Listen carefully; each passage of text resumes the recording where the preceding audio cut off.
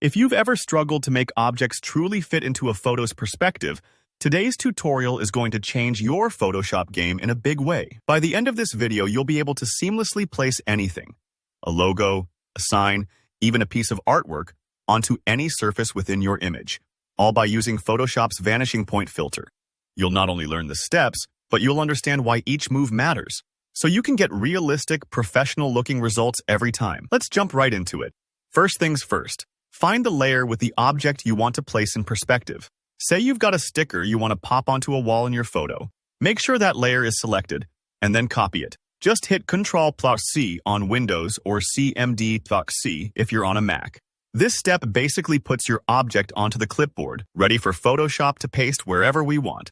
If you're new to layers, don't worry, just double-check you've clicked on the actual object, not just the background. Now for the magic piece, go up to your filter menu and choose Vanishing Point. This opens up a new workspace inside Photoshop, and it looks a bit different from your usual view. The Vanishing Point filter is designed specifically to help you place things in correct perspective, so you're in the right place. Inside the Vanishing Point window, you'll see your photo, ready for the next step, creating a perspective grid. Think of the grid as laying down a virtual plane that matches the surface you want to work with. For example, if you want to put your sticker onto the side of a building, click on each of the 4 corners of the wall within your image. Photoshop will connect these points and generate a grid that distorts to match that surface. Don't rush this. Take an extra moment to be accurate with your points because the grid totally defines how realistic the final placement will look. If your grid looks wobbly or off, you can always drag any point to fine-tune the fit. Now, let's bring in our object. Just press Ctrl+V or CMD+V to paste. You'll see your object pop up, probably looking a bit flat or floating. It's not on your perspective grid yet, but that's okay. The next move sorts this out. Grab the object and drag it directly onto your grid. As soon as you do, you'll notice it automatically warps to match the slant and perspective of that surface. This is where the Vanishing Point filter really shines.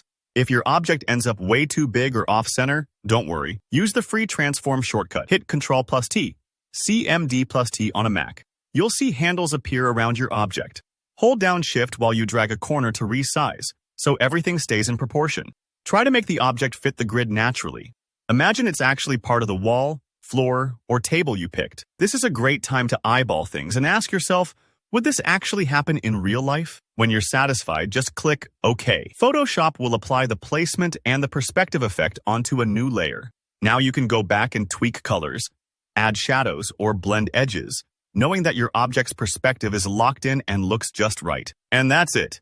You've just taken your Photoshop skills up a notch with the Vanishing Point filter. If you found this tutorial helpful, smash that like button. And let me know in the comments if you have any questions or suggestions for future videos. Make sure to subscribe so you don't miss out on more advanced Photoshop tips and tricks. Thanks for watching, and I'll see you in the next one.